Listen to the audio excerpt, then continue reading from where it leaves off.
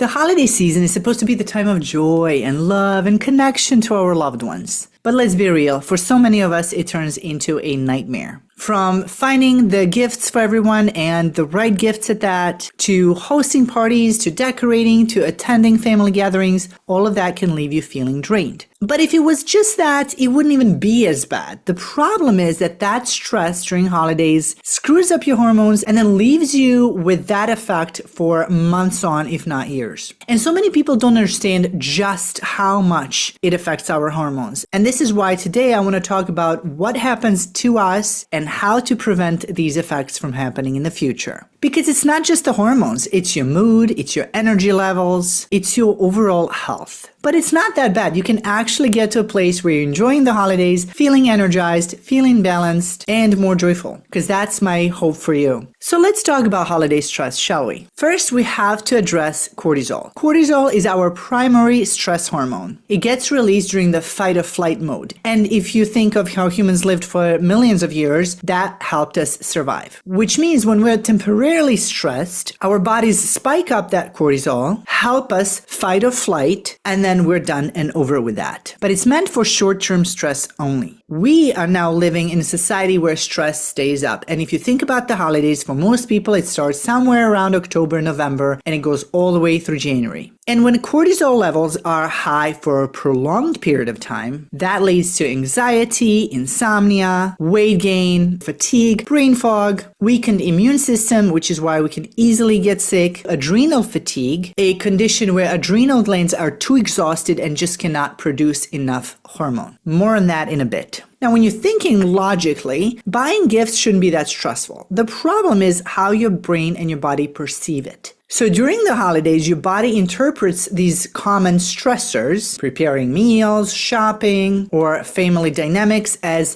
threats. This is enough to trigger your body into high cortisol levels. Now you're thinking about that days and weeks before it has happened. You're adding on daily stress to that, and your cortisol stays high all the time. Now here's a fact you don't want to hear, but you need to hear. High cortisol levels lead to weight gain, especially in that midsection, especially around your belly. And this is the most dangerous kind of fat because it's around your organs. And then women during perimenopause and menopause, they are more likely to gain weight that's stress related because now we have an imbalance and a shift in estrogen and progesterone as well. So it's not just that you're eating more sugar during holidays, which is what you've been thinking and telling yourself, oh, I just eat more sweets. Yeah, that would be great, and that weight would easily come off in January, but it doesn't, does it? It doesn't because your hormones are out of whack. And you're also eating more sugar to soothe that stress, right? When you're feeling stressed and anxious, you grab sugar to get the sugar high so that you feel a little bit better, even though it's temporary. And we all know in the long run that causes more stress, more cortisol, more weight gain,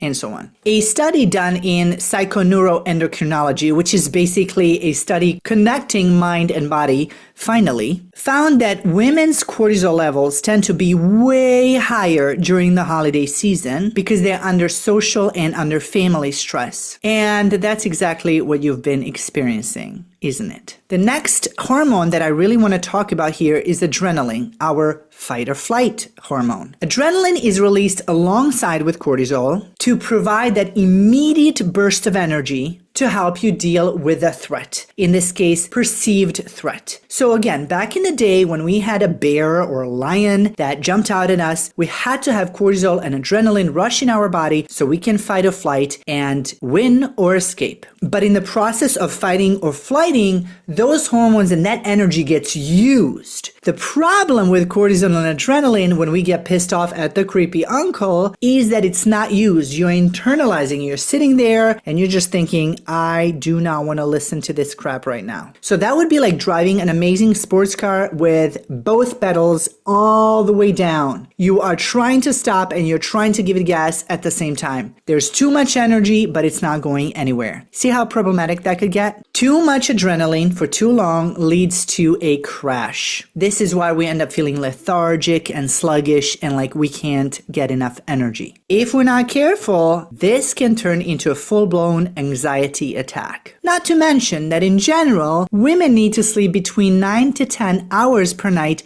because of adrenal glands. Men have testosterone. They can produce adrenaline differently than we can. We have to rely on adrenaline glands, and they need enough rest to rejuvenate. And yeah, I know you're probably like, there's no way I can sleep 9 to 10 hours. Maybe not right now, but I want you to start thinking of how you could maybe incorporate this into your life to maybe even take afternoon naps or going to bed slightly earlier instead of scrolling on that phone. Here's another stat that you need to hear, but you don't want to hear. Research has shown that chronic stress increases your risk of developing anxiety or panic attacks by 40%, which can further disrupt hormone regulation. But this statistic is crazy. This is why when people have anxiety or panic attack, at that point, there's nothing they can do about it because their body is just trying to release all that energy that's been stored for a long time due to cortisol and adrenaline. The next hormone I want to talk about is insulin. We need to talk about insulin resistance during holiday season. Cortisol spikes also lead to increased insulin levels, which makes your body more resistant to insulin. This can cause your blood sugar to spike and then crash, which leads you to more cravings of sugar and carbs, which obviously is very common during holiday meals. You see how all of that works together? There's sugar and carbs in front of you. You're feeling stressed. You're trying to soothe yourself. Now your body's running on overload, trying to figure it all out. You're having an anxiety and panic attack, and there's your holiday season. And because high cortisol can mess up with insulin sensitivity, this over time leads to weight gain and even type 2 diabetes. This is especially true for women during perimenopause and menopause because there are so many other hormones involved. We can't talk about hormones without talking about progesterone and estrogen and what happens with them when we are in holiday season under high stress. High stress leads to imbalance in both progesterone and estrogen, which are obviously key hormones for women. Here's how it works. Cortisol shares the same precursor as progesterone. So when we're under stress, your body uses more of this precursor to make cortisol rather than balancing your progesterone and estrogen levels. This can lead to PMS or more severe form of it, PPMD, or we can even worsen menopausal hot flashes. See, PMS and PPMD are not normal. They're common, but they're not normal. They are a result of high stress, high cortisol, exhausted adrenals, insulin resistance, progesterone and estrogen imbalance. You're not doomed to experience these things. This can be changed. Research published in a Journal of Women's Health found that stress exacerbates symptoms like mood swings, hot flashes, and irritability by whopping 75% in perimenopausal women. So if you're already going through any hormonal shifts, the stress of planning, hosting, and even socializing during holidays can push this hormone imbalance into overdrive. Let's talk about melatonin and poor sleep, especially during holidays. So remember cortisol? Yeah, back again. Cortisol disrupts the production of melatonin in your body because here's the thing. If your body thinks that it's under attack, it's not going to let you sleep peacefully. This is why we can't sleep when we're stressed. Makes sense, right? This is why we need to pay attention and have set routines in place to help us de-stress before bedtime. Also, in the northern hemisphere during the holidays, we don't really see the sun. For one, even when there is sun, we're covered in clothes, hardly any skin seeing the sun. And for two, a lot of days are gloomy and without any sun exposure, and it gets dark earlier, so we're not getting enough vitamin D. We need more sleep during winter months. We never get more sleep during winter months. So we need to find a way to balance that. The next hormone I want to address is DHEA, and that goes with a holiday burnout. DHEA is another hormone produced by our adrenal glands, and it helps us buffer the negative effects of cortisol in our body. Now, chronic stress depletes your DHEA reserves, which leads you to burnout and fatigue. This can also lead to, mentioned, low energy, low libido, low motivation. These are all signs of adrenal fatigue, which is very common in women juggling all of these holiday responsibilities.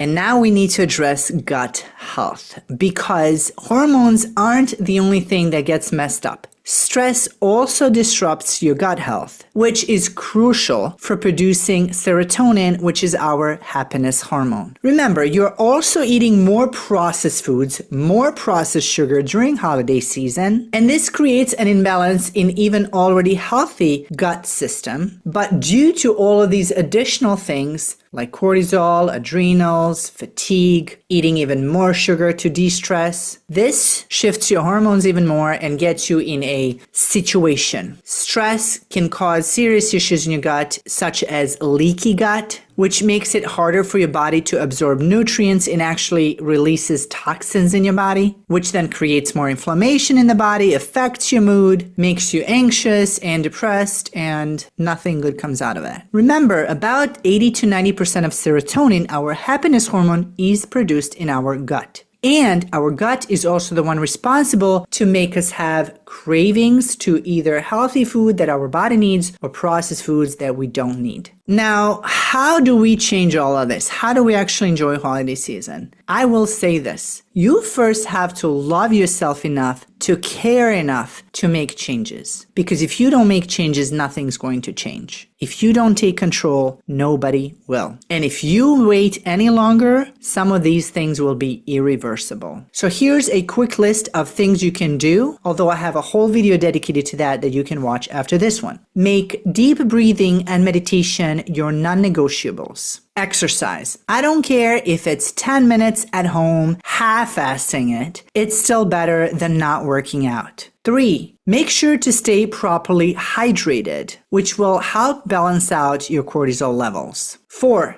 Take higher doses of D3, magnesium, and even a natural sleep supplement, not melatonin though. If you are looking for a high quality supplement, I'll put the links in the description to the ones I use and highly recommend, because you don't want to buy supplements from Walmart. 5. Practice mindful eating. Be present when you're eating and take at least 15 to 20 minutes to eat. This will help you be present, this will help you de-stress, and this will help with insulin resistance. And 6, watch my video on how to avoid holiday stress.